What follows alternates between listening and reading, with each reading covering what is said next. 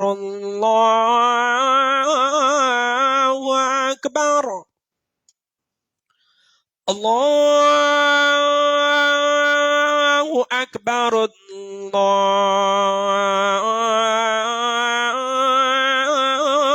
الله أكبر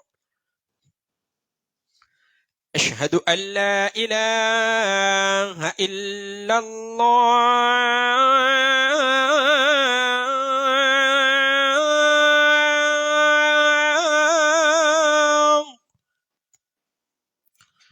أشهد أن لا إله إلا الله أشهد أن محمد رسول الله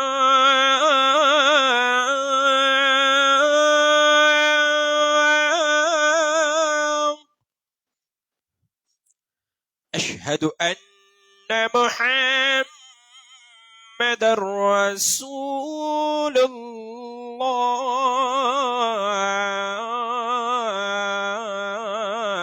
الله حي على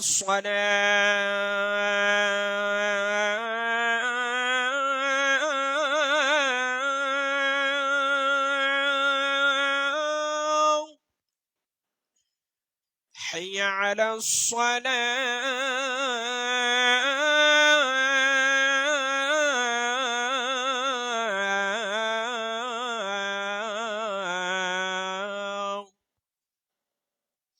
حي على الفلاح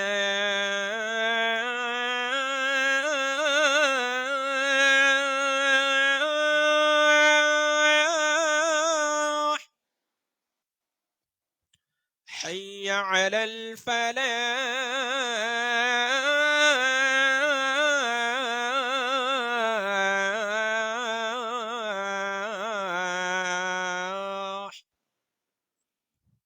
الله أكبر الله أكبر لا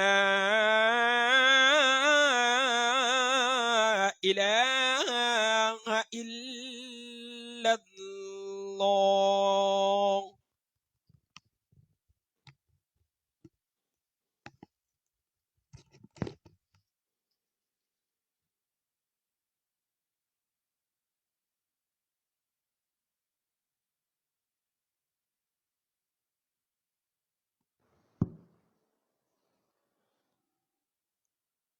السلام عليكم ورحمة الله وبركاته. إن الحمد لله نحمده ونستعينه ونستغفره ونعوذ بالله من شرور أنفسنا ومن سيئات أعمالنا. من يهده الله فلا مضل له ومن يضلله فلا هادي له. وأشهد أن لا إله إلا الله وأشهد أن محمدا عبده ورسوله أما بعد. قال نبينا صلى الله عليه وسلم: إن أصدق الحديث كتاب الله وأحسن الهدي هدي محمد صلى الله عليه وسلم وشر الأمور محدثاتها وكل محدثة بدعة وكل بدعة ضلالة وكل ضلالة في النار. أعوذ بالله من الشيطان الرجيم. بسم الله الرحمن الرحيم. يا أيها الناس اتقوا ربكم الذي خلقكم من نفس واحدة وخلق منها زوجها وبث منهما رجالا كثيرا ونساء واتقوا الله الذي تساءلون به والأرحام إن الله كان عليكم رقيبا. يا أيها الذين آمنوا اتقوا الله حق تقاته ولا تموتن إلا وأنتم مسلمون. يا أيها الذين آمنوا اتقوا الله وقولوا قولا سديدا يصلح لكم أعمالكم ويغفر لكم ذنوبكم ومن يطع الله ورسوله فقد فاز فوزا عظيما.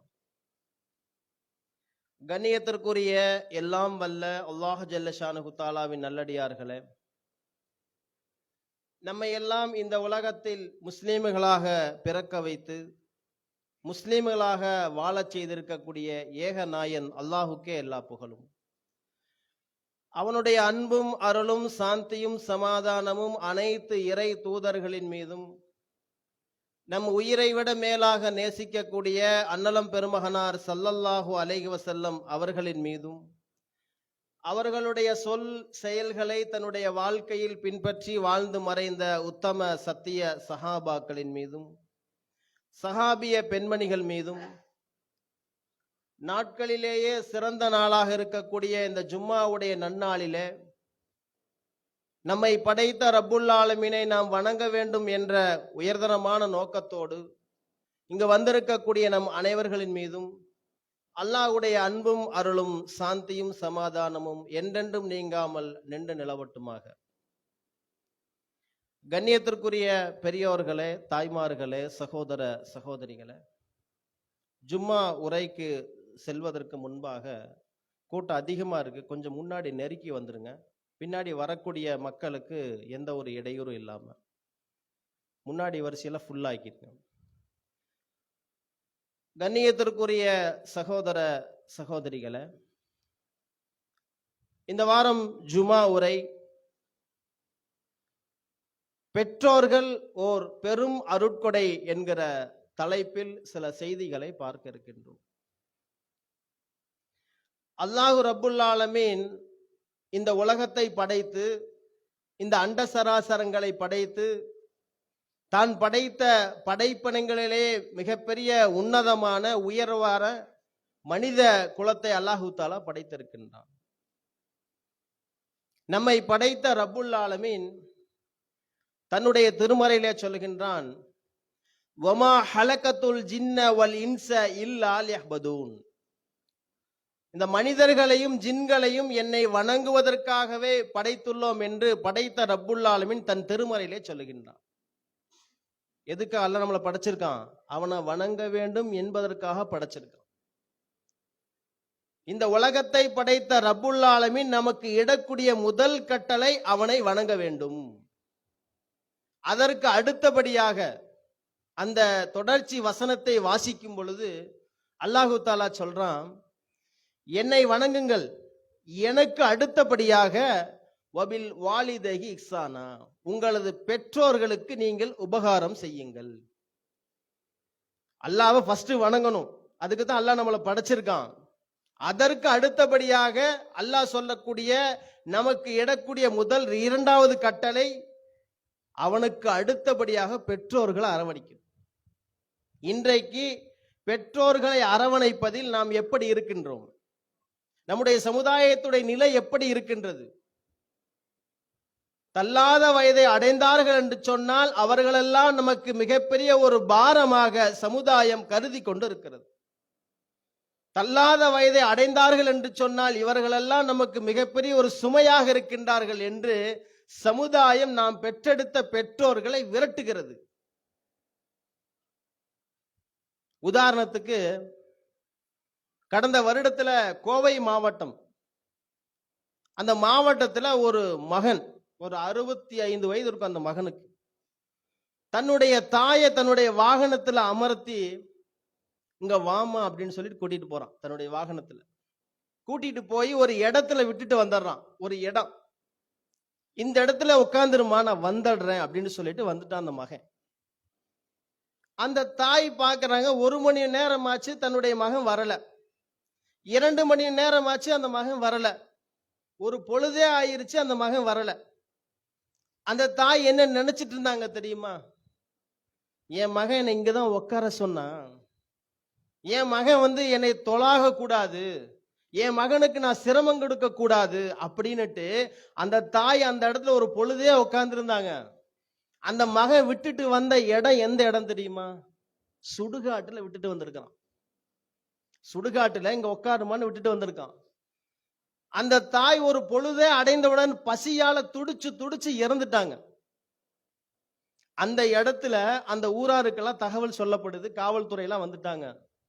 வந்து விசாரிக்கும் பொழுது இன்னாருடைய தாயார் அப்படின்னு சொல்லப்படுது. அந்த மகனையும் வர வச்சாச்சு. அந்த மகன் சொல்லக்கூடிய ஸ்டேட்மெண்ட் என்ன தெரியுமா? என்னுடைய தாய் தான், நான் தான் விட்டுட்டு போனேன், வயசாயிருச்சு, 80 வயசாயிருச்சு, சும்மா பராமரிக்க முடியல, எனக்கு ஒரு மிகப்பெரிய ஒரு சுமையா இருக்காங்க, கஷ்டமா இருக்குது, அதனாலதான் சுடுகாட்டுல விட்டுட்டு போயிட்டு அங்கேயே இறந்துட்டு அங்கேயே குழிய தோண்டி அங்கேயே புதைச்சிடலாம் அப்படின்னு சொல்றான் அந்த மகன். ஐயாமுல் ஜாகிலியா என்று சொல்லக்கூடிய அறியாமை காலத்துல நபிகள் நாயகம் ஸல்லல்லாஹு அலைஹி வஸல்லம் அவர்களிடம் ஒரு நபர் வர்றார். வந்து கேட்கிறார், அல்லாஹ்வுடைய தூதரே, இந்த உலகத்திலேயே நான் ஒருவரை நேசிக்க வேண்டும். இந்த உலகத்துல நல்ல கவனிங்க, அவர் கேட்டது தன்னுடைய குடும்பத்தில் அல்ல, தன்னுடைய சொந்த பந்தத்தில் அல்ல, இந்த உலகத்திலேயே நான் ஒருவர் மீது அதிகமாக நேசம் கொள்ள வேண்டும், நான் யாரை நேசம் கொள்ள என்று கேட்கிறார் அல்லாஹ்வுடைய தூதர்ட்ட அந்த நபர். அல்லாஹ்வுடைய தூதர் சொல்றாங்க, உம்முக்க, உன் தாய் தான், நீ உலகத்திலேயே ஃபர்ஸ்ட் நீ நேசிக்கணும்னா உன்னுடைய தாயை நேசின்னு சொன்னாங்க அல்லாஹ்வுடைய தூதர் அவங்க. இரண்டாவது அந்த நபர் கேட்க, அல்லாஹ்வுடைய தூதரே, முதல் தடவை கேட்டேன், உம்முக்க உன்னுடைய தாய்னு சொன்னீங்க, இரண்டாவதாக நான் யாரை நேசம் கொள்ள, என்னுடைய பாசத்தை என்னுடைய நேசத்தை நான் யார் மீது காட்ட என்று கேட்கிறார். இரண்டாவது அல்லாஹ்வுடைய தூதர் சொல்றாங்க, உம்முக்க, உன் தாய் தான்ப்பா அப்படிங்கிறாங்க. அந்த நம்பர் விடல, மூன்றாவதும் கேட்கிறாங்க. மூன்றாவதாக வேற யாராவது சொல்லுவாங்களா அல்லாஹ்வுடைய தூதர் அவங்க அப்படின்னு சொல்லிட்டு மூன்றாவது முறை கேட்கிறாங்க, அல்லாஹ்வுடைய தூதரே, 2 முறை கேட்டு விட்டேன், மூன்றாவதாக நான் யாரை நேசம் கொள்ள, என்னுடைய நேசத்தை என்னுடைய அன்பை என்னுடைய பாசத்தை நான் யார் மீது அதிகமாக காட்ட, மூன்றாவதும் சொன்னாங்க அல்லாஹ்வுடைய தூதர் அவர்கள், உம்முக்க, உன் தாய் தான்ப்பா, இந்த உலகத்திலேயே நீ அதிகமாக நேசம் கொள்ள வேண்டும் என்று சொன்னால் உன்னுடைய தாயை நேசி என்று அல்லாஹ்வுடைய தூதர் அவங்க சொல்றாங்க. அல்லாஹ் தன் திருமறையிலே சொல்கின்றான், வபில் வாலிதைஹி இஹ்சானா, உங்களது பெற்றோர்களை நீங்கள் அரவணையுங்கள் என்று சொல்றான். இன்றைக்கு சமுதாயத்தோட நிலைமை எப்படி தெரியுமா? வயசாயிருச்சு, பாரமா இருக்குது, பராமரிக்க முடியல, அதனால கொண்டு போய் சுடுகாட்டுல விட்டுட்டு வந்துட்டேன். அந்த தாய் பசியில துடிச்சு இறந்தாங்களே, நாளைக்கு எல்லாம் மறுமையில கேட்பான்ல, என்ன பதில் சொல்லுவோம்? ஒரு தாய் தன்னுடைய பிள்ளையை பெற்றெடுப்பதற்காக எவ்வளவு கஷ்டப்படுறாங்க தெரியுமா? இன்றைக்கு மருத்துவர்கள் சொல்றாங்க, ஒவ்வொரு பொருள் இருக்குல்லங்க, ஒவ்வொரு பொருளை அளந்து பார்ப்பதற்காக ஒரு சில கருவிகள் இருக்குது.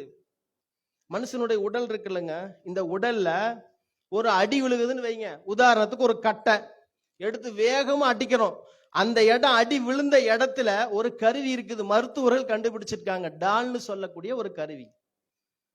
அந்த கருவி அந்த இடத்துல வச்சு பார்க்கும் பொழுது ஒரு மனுஷனுடைய அந்த உடல் இருக்குல்ல, எவ்வளவு சென்டிமீட்டர் எவ்வளவு டால் தாங்கும் தெரியுமா? நம்ம உடல் இருக்குல்லங்க, எவ்வளவு வலியை தாங்கும் தெரியுமா?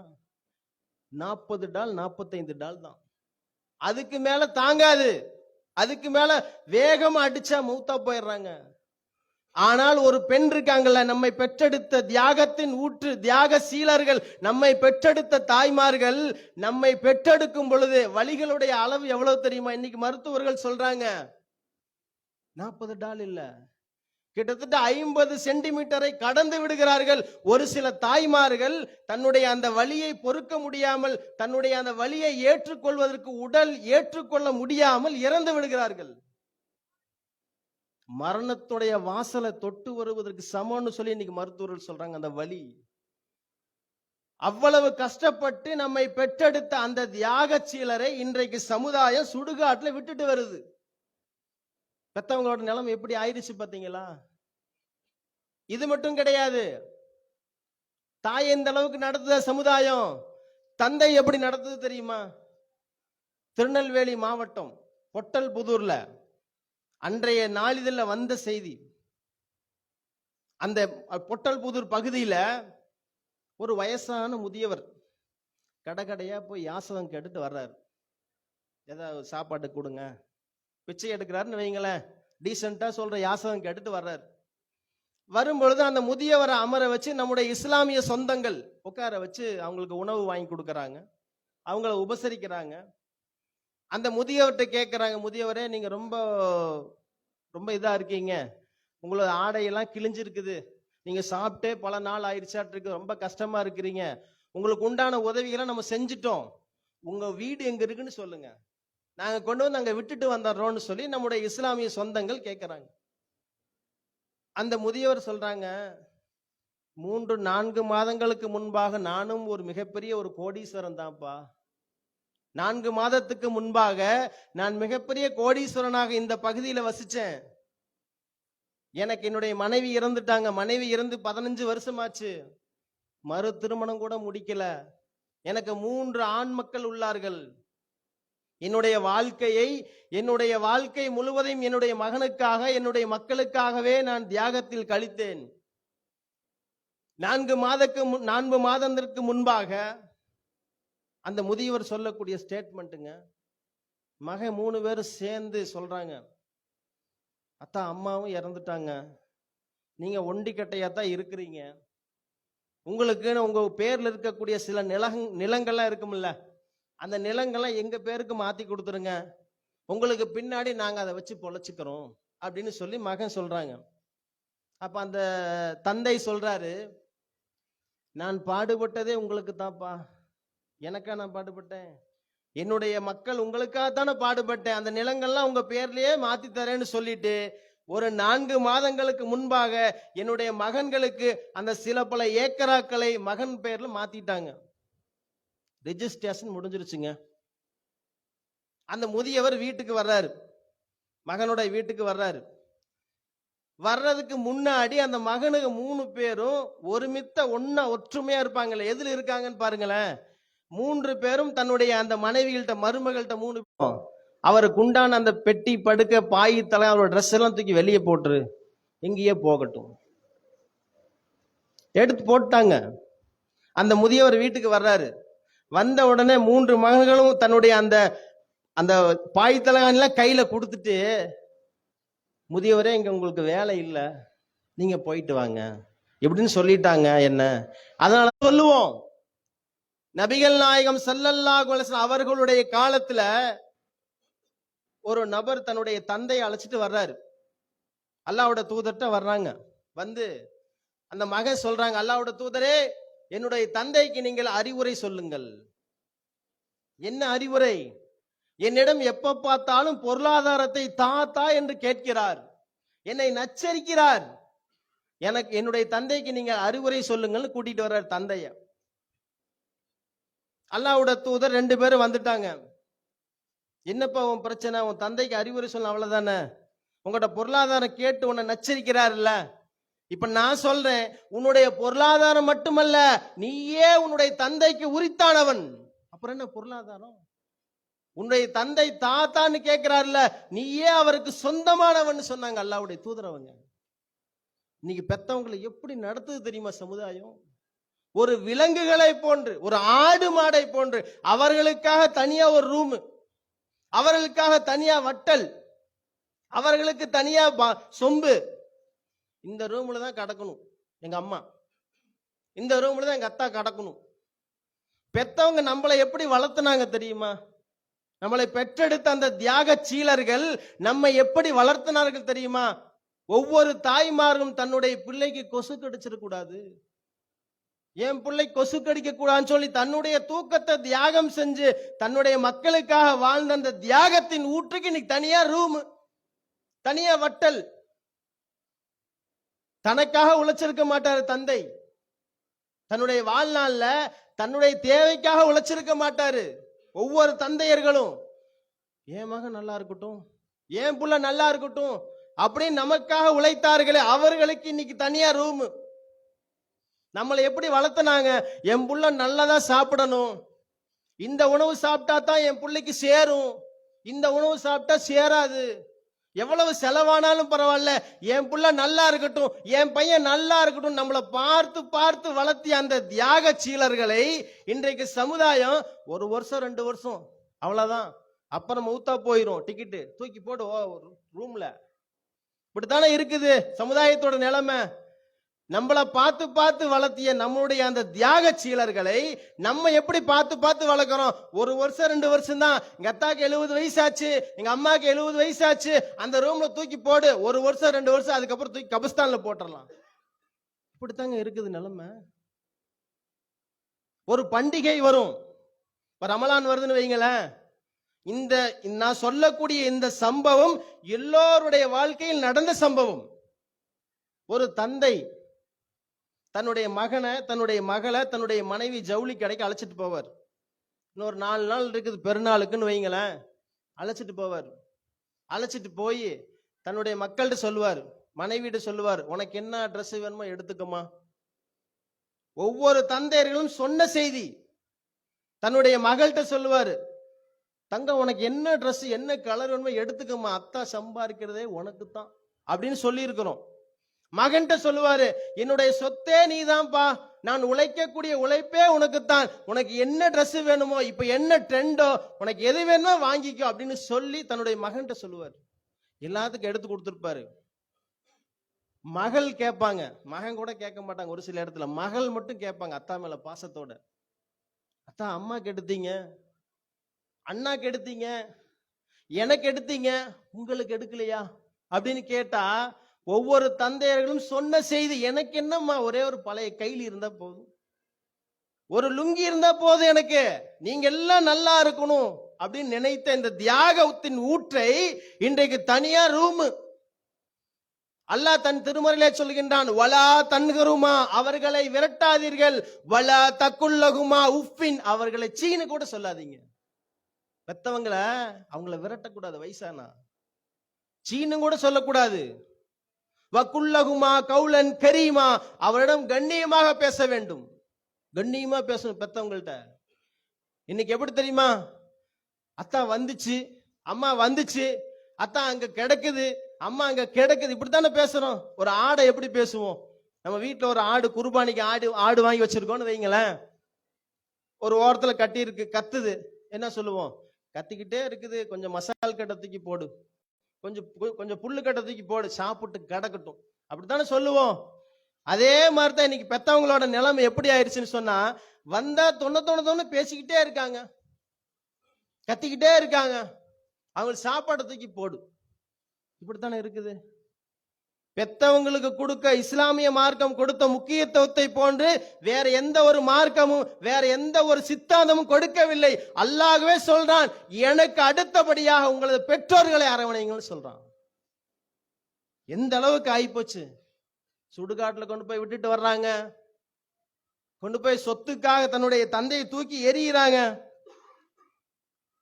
சமுதாயத்துடைய நிலை ரொம்ப மோசமாக சென்று கொண்டிருக்கிறது. நாளைக்கு அல்லாஹ் மறுமையிலே கேட்பான், 5 நேரம் தொழுதுட்டோம் யா அல்லாஹ், நான் 5 நேரம் தொழுதேன் யா அல்லாஹ், எனக்கு சொர்க்கம் கொடு யா அல்லாஹ் அப்படின்னு கேட்டோன்னு வைங்களேன், அல்லாஹ் கேட்பான், சரி தொழுதுட்ட யா அல்லாஹ், ரமலானுடைய மாதத்துல நோன்பு நோற்றி விட்டேன் யா அல்லாஹ், எனக்கு சொர்க்கம் கொடு யா அல்லாஹ்னு கேட்கிறோம். சரி நோன்பு நோட்டுட்ட, உனக்கு செய்ய வேண்டிய எல்லா 5 கடமைகளை நான் பூர்த்தி செய்து விட்டேன் யா அல்லாஹ், எனக்கு சொர்க்கம் கொடுன்னு கேட்டா அல்லாஹ் சொல்லுவான், எனக்கு செய்ய வேண்டியதெல்லாம் செஞ்சுட்டப்பா. உங்க பெற்றோருக்கு நீ என்ன செஞ்ச, உன்னுடைய பெற்றோரை நீ எப்படி பாதுகாத்தாய், எப்படி நீ அரவணைத்தாய் என்று கேட்டா என்ன சொல்லுவோம்?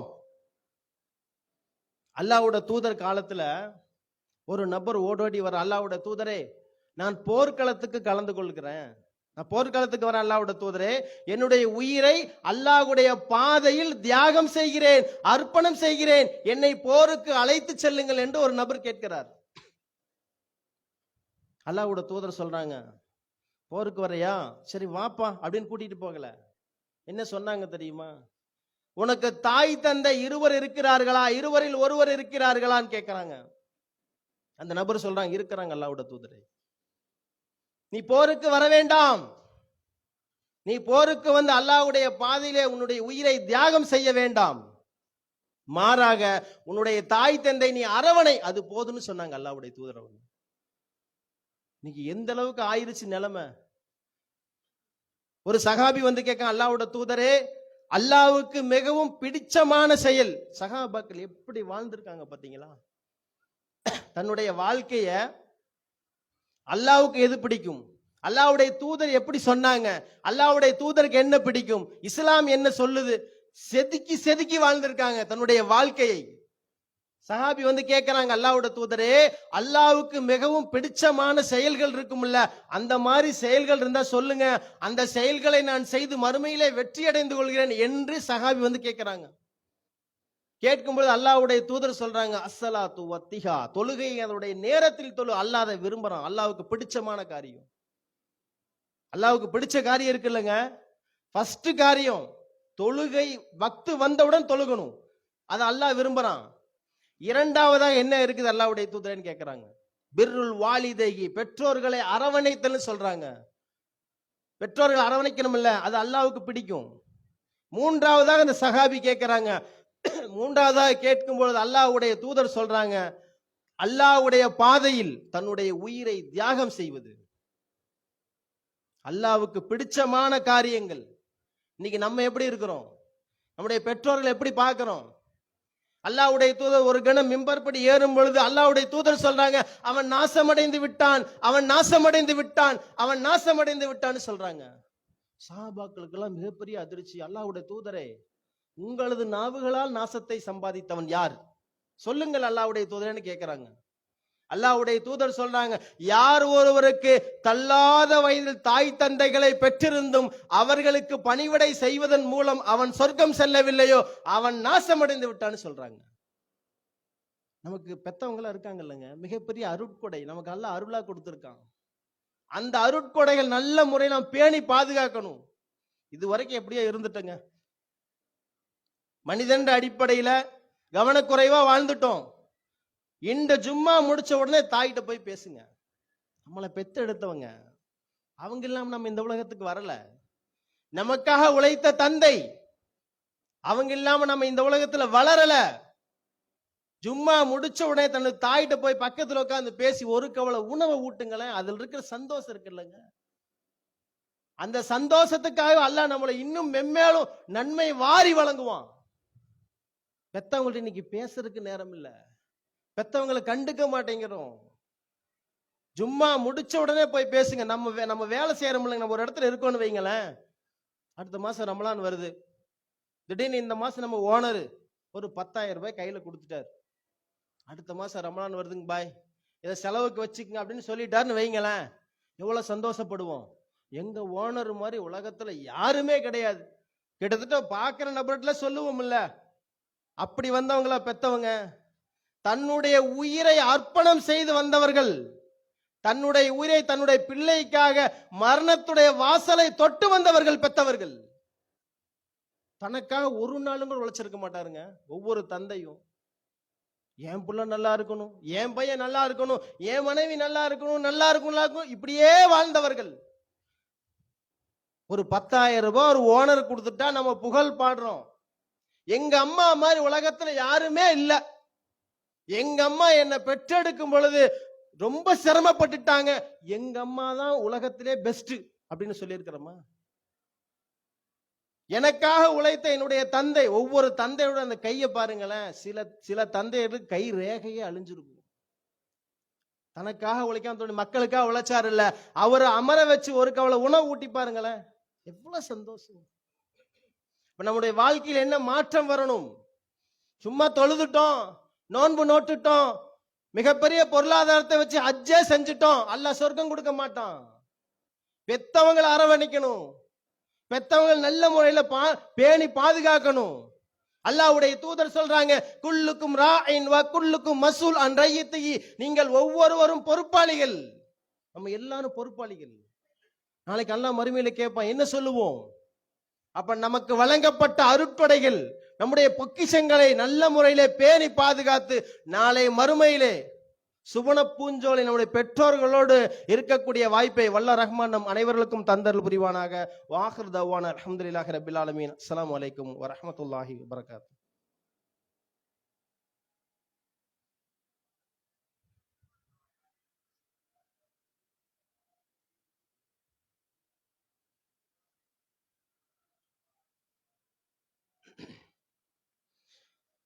அஸ்ஸலாமு அலைக்கும் வரஹ்மத்துல்லாஹி வபரகாத்துஹு.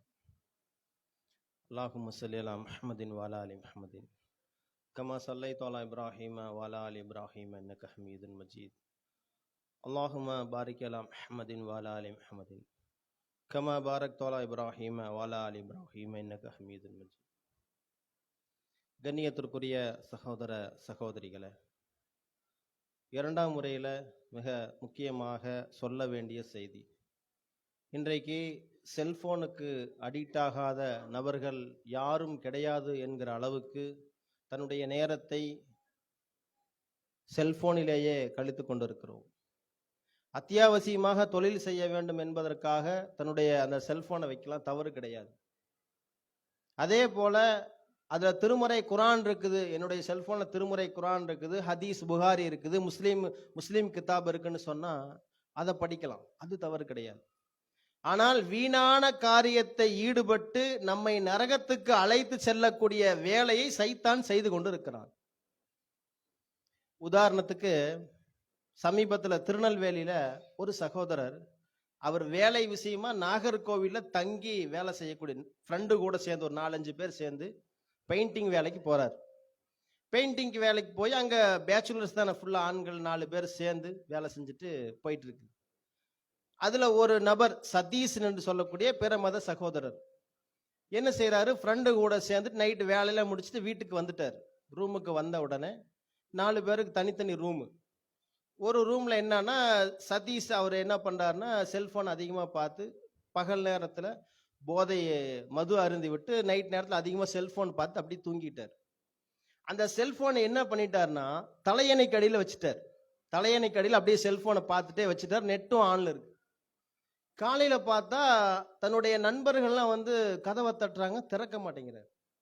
நண்பர்களுக்கெல்லாம் ஒரு அதிர்ச்சி, என்ன ஆச்சு, என்ன நன்மை தூங்கிட்டானா, அசந்துட்டானா என்னன்னு தெரியலன்னு சொல்லி ரொம்ப நேரம் கதவை தட்டுறாங்க, திறக்கல. அப்போ அவங்களுக்கு ஒரு பயம் வந்துருச்சு, என்ன ஆச்சுன்னு தெரியலன்னு சொல்லி கதவை உடைச்சு போய் பார்த்தா உள்ள இந்த தலையணைக்கு அடியில் செல்போன் வச்சிருந்தாங்கல்ல, அதனுடைய கதிர்வீச்சு அதிகமாகி நெட்டும் ஆஃப் பண்ணாம கதிர்வீச்சு அதிகமானதுனால செல்போன்